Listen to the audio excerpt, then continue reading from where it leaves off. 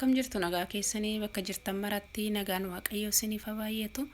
Anaa dhufuu baga nagaan dhuftan gara chaanaalii hawwii biyyaatti. Chaanaala kanaaf namni haaraa taatan yoo jiraattan immoo asumaan subscribe godhaa. Maatii naaf ta'a, maatii kootti dabalamaan affeerraa kooti. Egaa warrooti na jajjabeessitan immoo hedduu galatoomaan isiniin jedha. Like gochuudhaan, share gochuudhaan yaada keessan naaf qooduudhaan warra na jajjabeessitanii. Egaa arra viidiyoo biraatiin deebi'ee dhufee jira. Isin immoo amma dhuma viidiyoo kootti na waliin turaatii na hordofaa. As kana distii lafa kaa'adheen jira. Distii kanatti bishaan kuppaaya tokkoon dabaladha.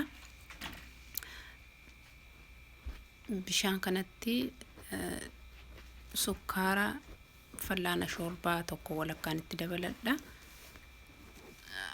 Amma kan biraas kan itti dabaladhu cornstarch itti dabaladha. Waan sadii qofa gargaaramee hojjedha. Bishaan, cornstarch fi sukkaara. Cornstarch fallaana shoorbaa laman gargaarama. Itti naqadheeni lafa kaa'ee utuun abiddarran kaa'in lafumatti waliin makadha. Akka inni na jalaa hin gurannee fi jalqaba qopheeffachuun qaba akkasitti waliin makee. Amma abiddarra kaa'adheen jira. Abiddarratti utuu harka irraa hin kaasiin amala gurachuu waan qabuuf wal qabata waan ta'eef harka irraa kaasuu hin barbaachisu. Calliseen abiddarratti sochoofadha. Jeelii qopheeffadha waan ta'eef jeelii ittiin waa barreeffatanii wantoota tokko tokko irratti keekii irratti jechuudha barreeffama barbaanne ittiin barreeffanna. Amma vaniilaan itti dabaladhe. Vaniilaan kun fallaana shaayii walakkaa kan taatuun itti naqadha. Itti naqee harka korraa hin kaasu nama sochoofadha. Amma jijjiiramee jira akka kanatti gara bishaachuutti deemaa jira. Yookiin gara sadarkaan barbaadu qabachuutti deemaa jira. Kana ta'ee jira. Garuu harka irraa kaasuu hin qabnu. Akka kanattiin amma sochoosattuma hufee akka furdachuullee ta'eera amma. Akka kanatti tu yeroo hin kenneen calliseetuman sochoosaanii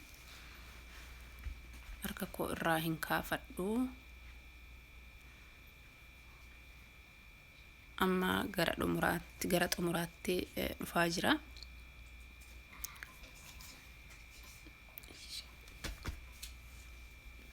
Amma akkana ta'eera.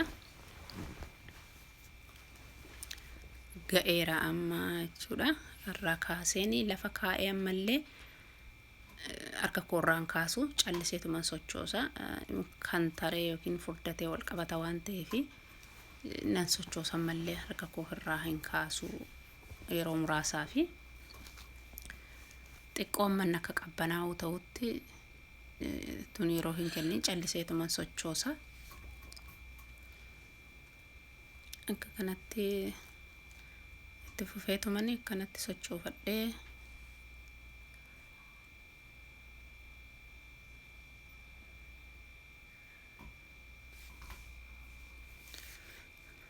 egaa amma qabbanaa'eera.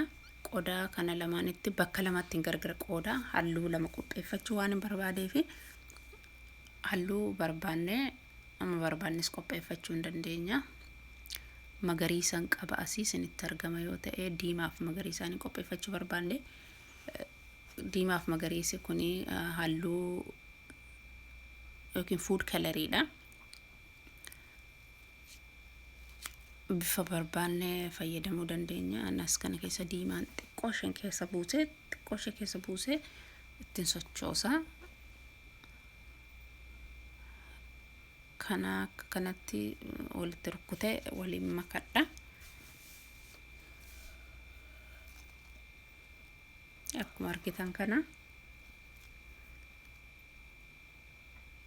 akkana ta'ee furdaan ni fakkaatu silama yeroo akkas ta'u yeroo rukkutamu deebi'ee wal gadhiisa gargar yaa'a. Ammallee qodaa biraa kanatti gadi galagalee jira. Magariisa kanan xiqqoo isheetti dabaladha.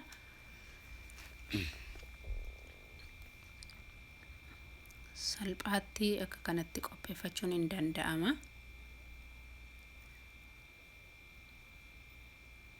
waan baay'ee miti kan nuyi gargaaramnu wantootuma lamaan kana gargaaramna.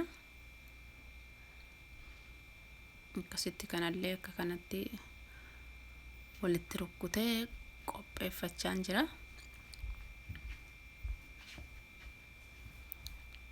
akkasitti qopheeffadheera hadheera amma kunooti lamaan saayyuu kana fakkaata halluun ani qopheeffadhe. kanaan barreeffama barbaanne barreeffachuu dandeenya jechuudha. sagantaa garaagaraa yoo qabaanne keekii keenya irratti barreessinee kan inni ittiin qopheeffannu halluu jeelii kanaanidha. jeelii kana akkasitti mana keessatti qopheeffachuu dandeenya jechuudha. kana fakkaata jeelii nanarra qopheeffadhe. egaa amma halluun qopheeffadhe kana qodaatti galagasheen ittiin waa barreeffachuun yaala. amma akka kanatti jalqabatuun qodaatti naqeen akkasitti rukkuteen sirreeffadha kan wal gadhiisee qallattutti. akkasitti kana plastik baagii kanatti naqadha. lamaan saayyuu plastik baagii kanatti naqee qopheeffadheera akkanatti jechuudha. amma akka kanatti ittiin waa barreeffachuu dandeenya jechuudha. kana keessatti naqanneeti kan ittiin irratti waan barbaanne barreeffannu. magaa ergana kana kanatti qopheeffadhee waan irratti barreessuu danda'u ni kan irratti waa irratti barreesse ilaala. kana yeroo qopheeffannu garuu kan irratti barreeffannu keekii irrattidha. qarqara isheerraa yoon kutee gadi siqa waan ta'eef jeeliin keessa jiru akkanatti nayyaala'anii barreessuullee hin danda'u. garuu jechuun akka kanatti yaaluu dandeenya yaallee ilaaluu dandeenya.